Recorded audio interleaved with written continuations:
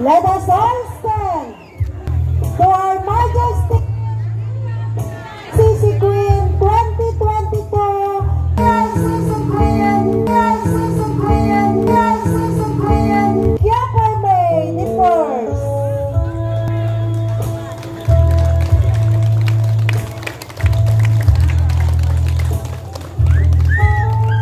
Dara-daratso abot di palakpak tayo.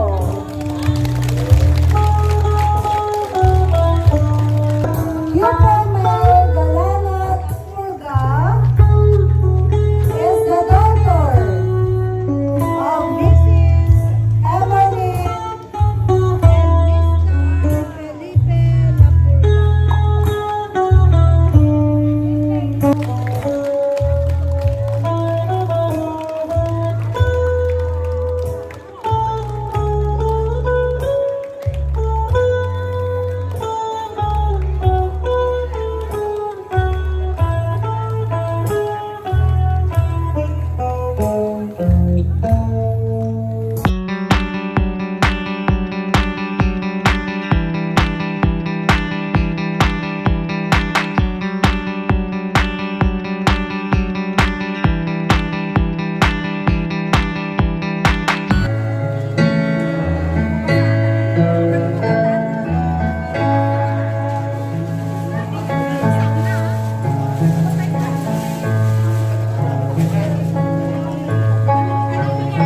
Let's give a resounding applause to Princess of Peace.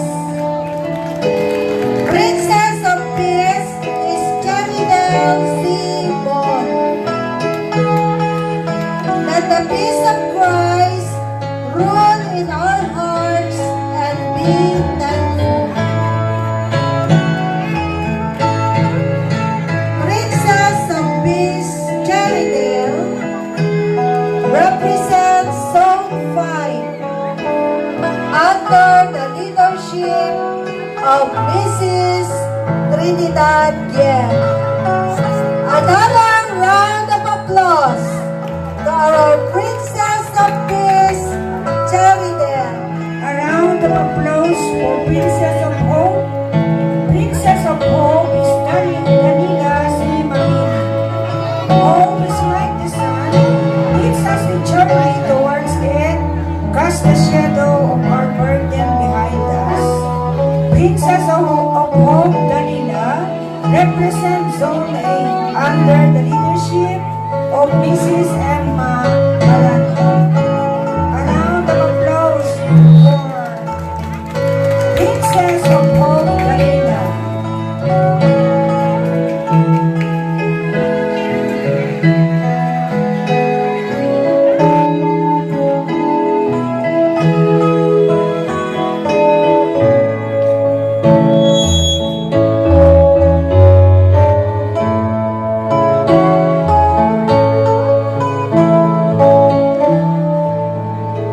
A warm of applause for Princess of Love.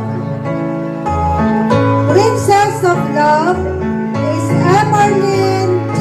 Napurga. Love is patient. Love is kind. It always protects, always trusts, always hopes, always perseveres. Love never fails. Princess of Love Emerlyn represents Zone 6 under the leadership of Mrs. Florida Afalia. Another round of applause, please. Let's give a resounding applause to Queen of Charity. Queen of Charity is Ederly G. Partito. Charity is doing something out of kindness for someone you don't know and expecting nothing in return. Queen of Charity, Ederly represents Zone 7 under the leadership of Mrs. Janarina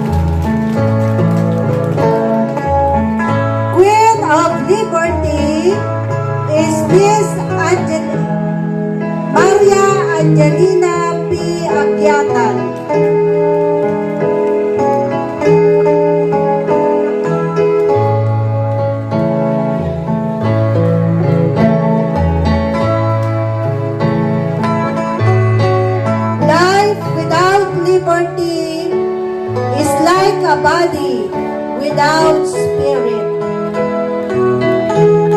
Queen of Liberty, Maria Angelina, represents Zone 3 under the leadership of Mrs. 𝗤𝗢𝗥𝗢𝗡.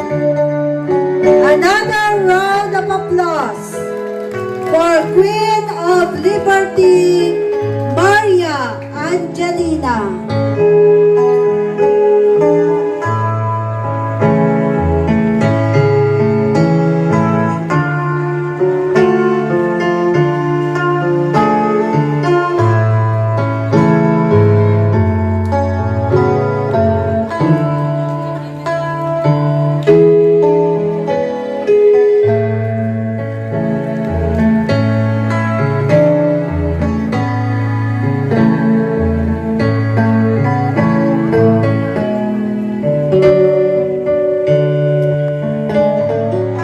Let's welcome Queen of Science.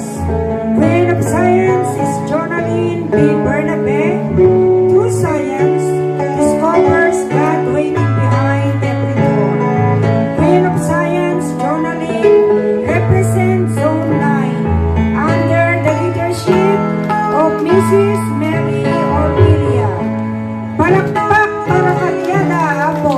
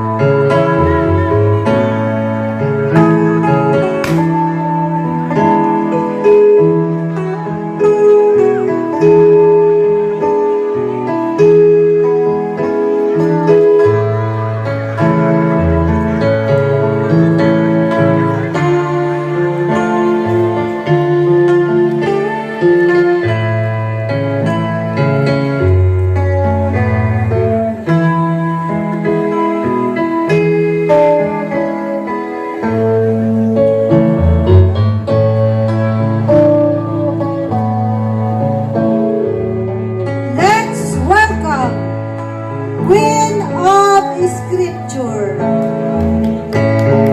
Queen of Scripture is 𝗖𝗢𝗥𝗢𝗡𝗢𝗏.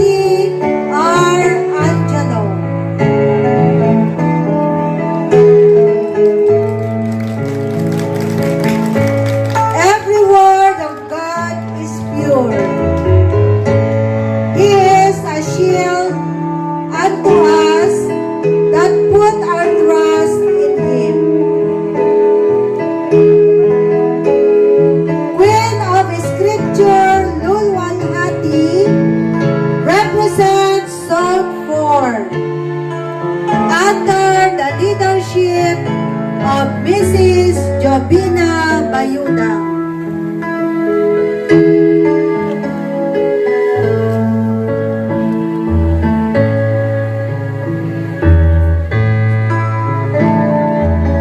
A round of applause for Queen of Scripture.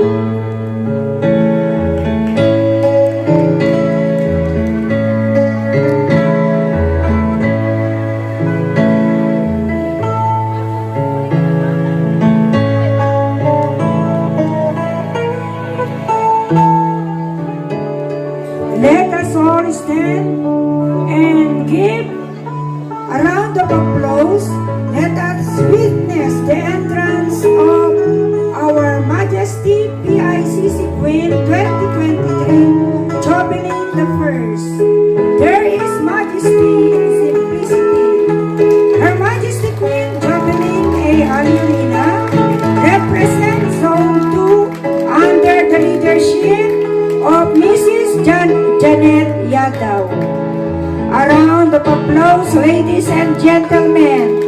Palakpakan tayo, ida-apo.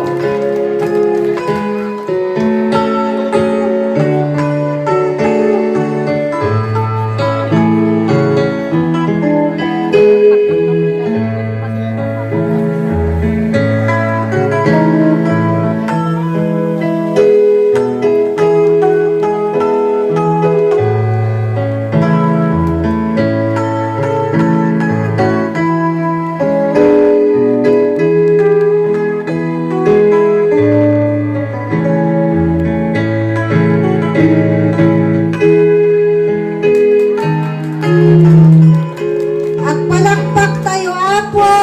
Palakpakan tayo. Her Majesty Queen PICC 2023 𝗂𝐤𝐿𝐴 the First.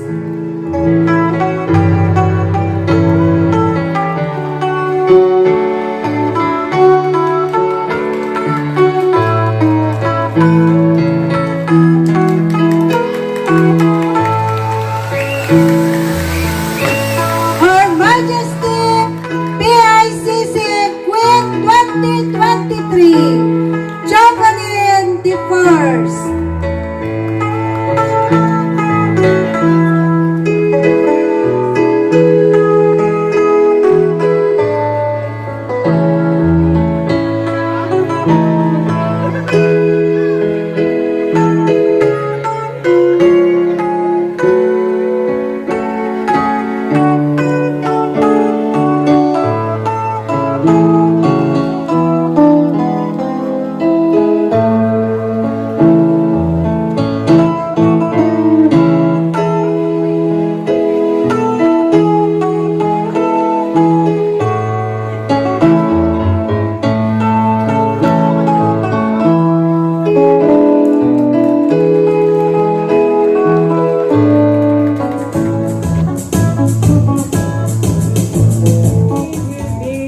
The sons of Manila Mabini will be pinned by Mrs. M. Mamaranya and Zep John Mabini.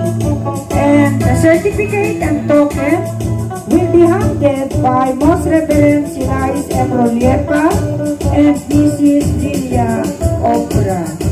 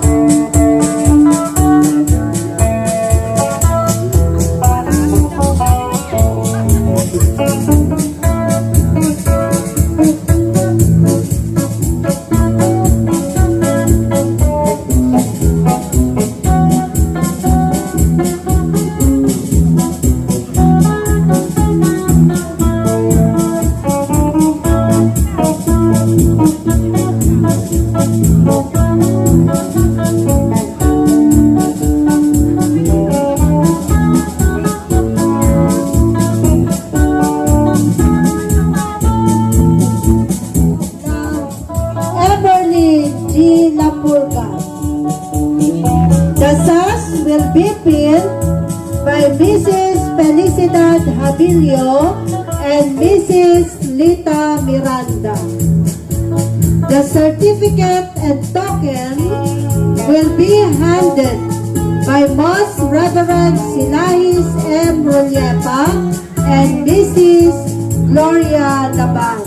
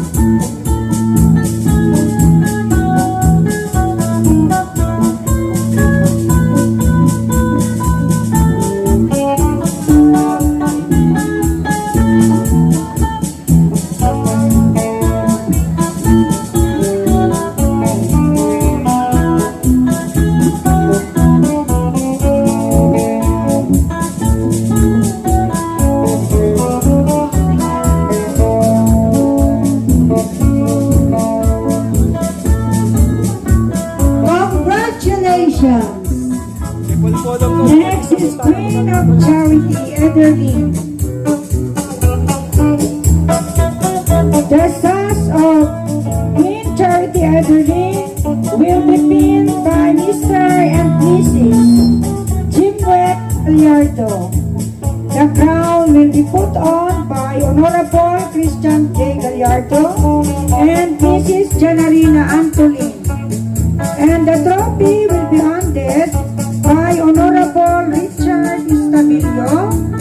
The certificate and token will be handed by Most Reverend 𝐊𝐢𝐬𝐭 and Mrs. 𝗲𝐢𝐴𝐻.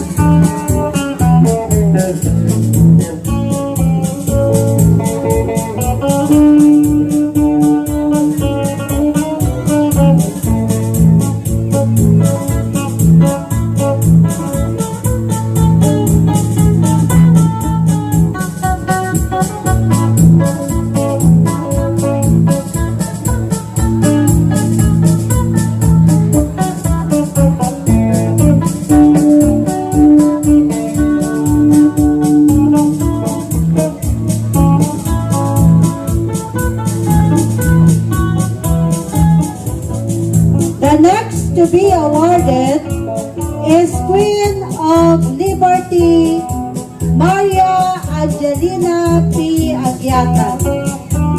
The sash will be pinned by Mrs. Virgie Odan and Mrs. Marilu Maranya.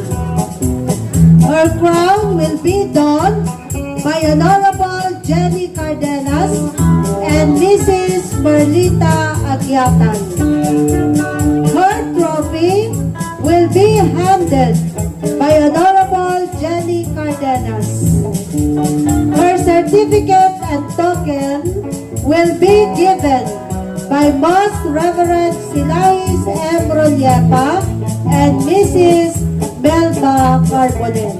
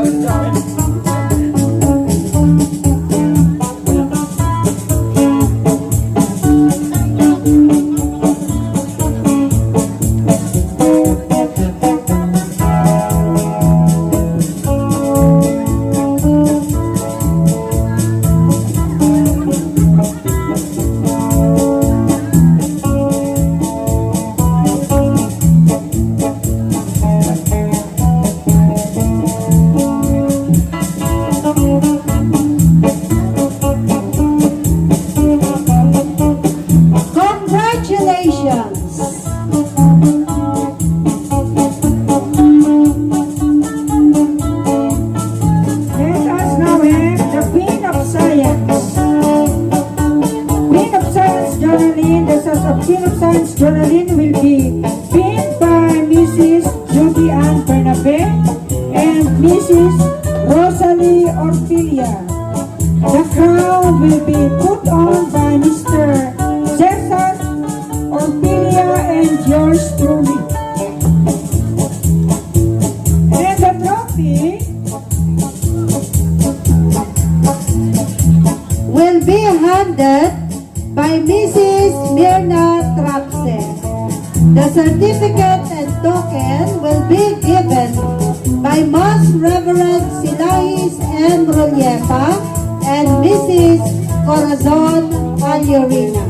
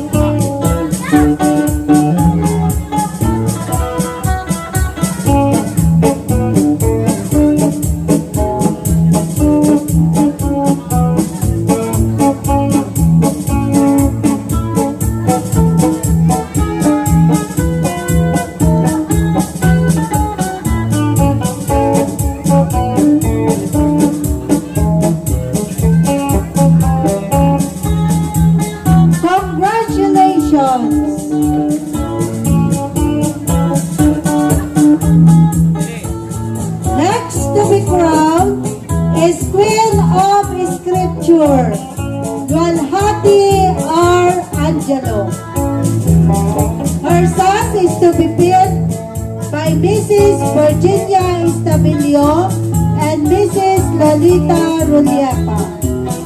Her crown will be done by Mrs. Nancy Marquez and Honorable Richard Estabilio. Her trophy will be given by Honorable Ronald Kiawit. Her certificate and token will be awarded by Most Reverend Sinahis F. Roliepa and Mrs. Corazon Buel.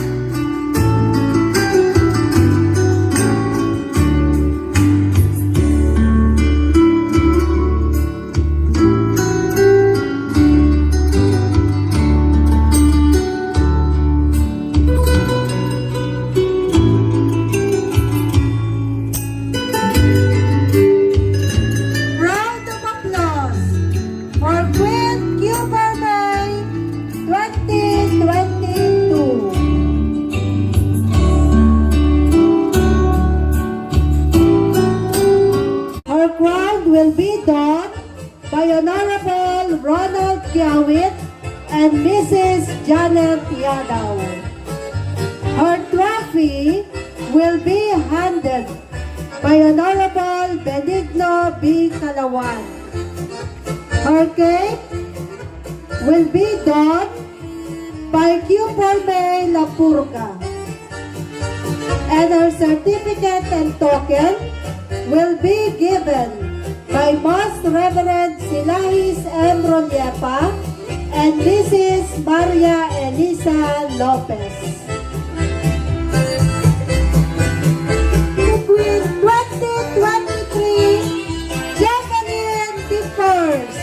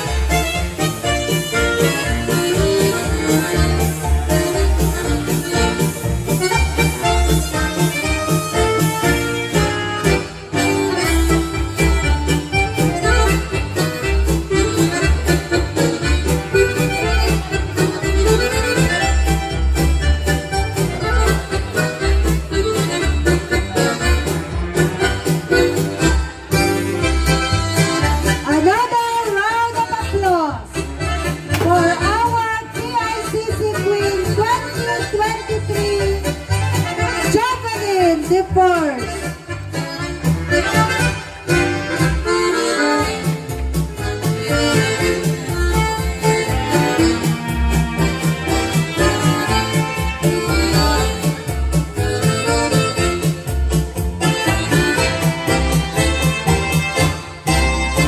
Thank you and congratulations.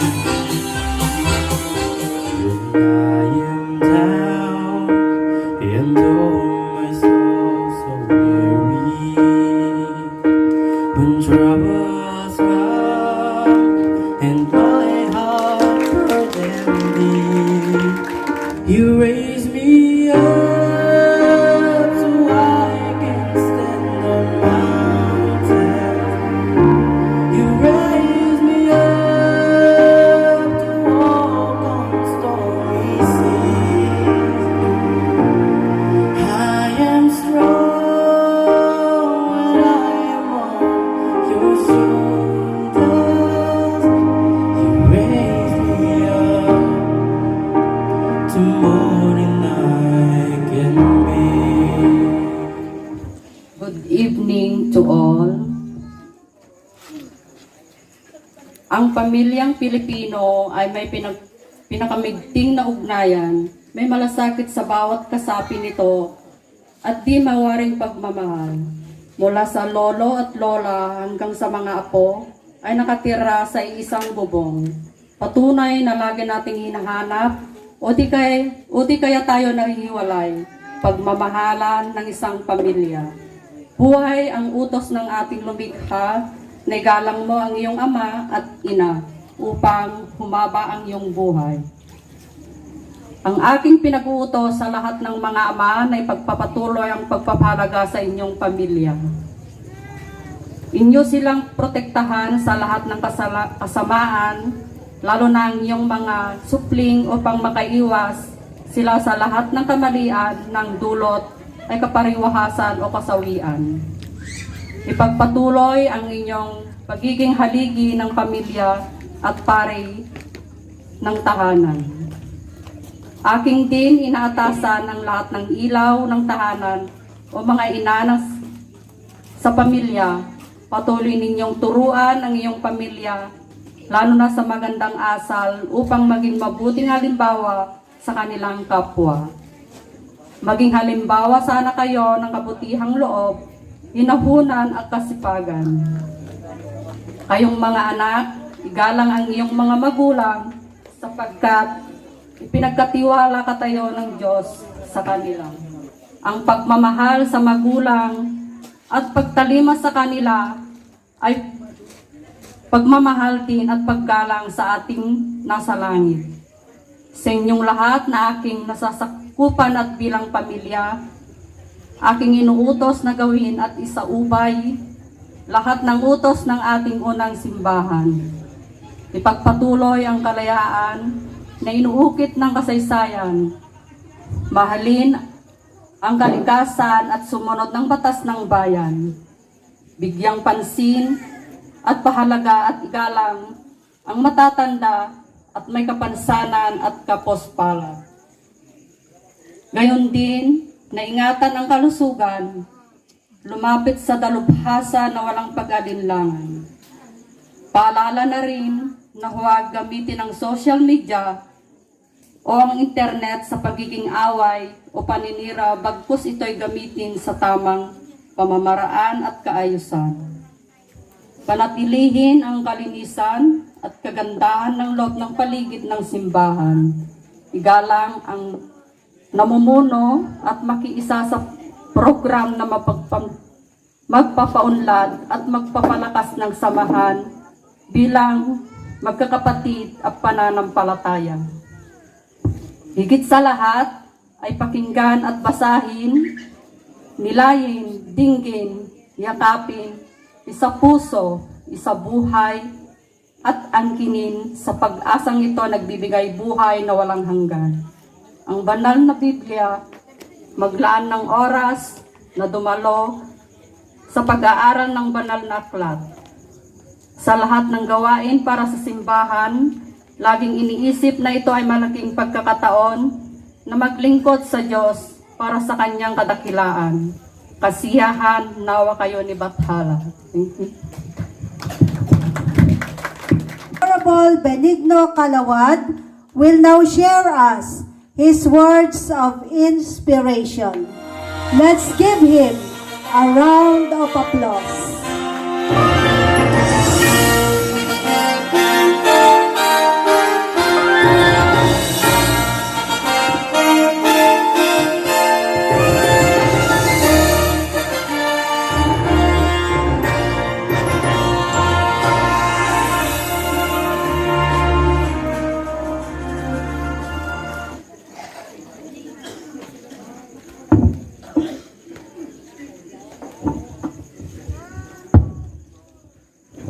Kada kayo aminin nga datitoy kang grunaan iti royal family headed by our very beautiful Queen 𝗖𝗢𝗥𝗢𝗡. Palakpakan tayo man kabsa ito.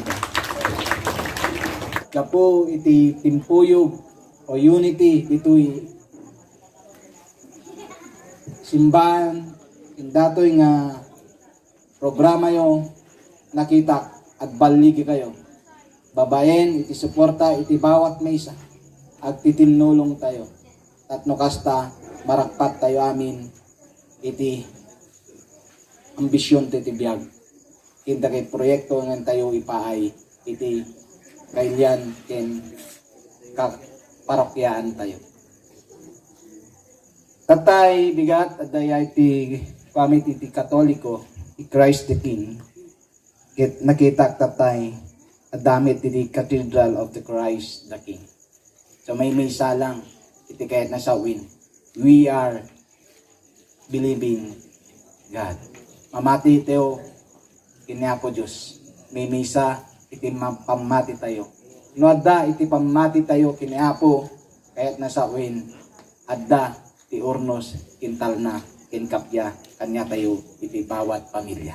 Ket garod, data lang iti may baga kada kayo, agin nayat tayo, naimbag nga rabi tayo amin, ngawan labas na.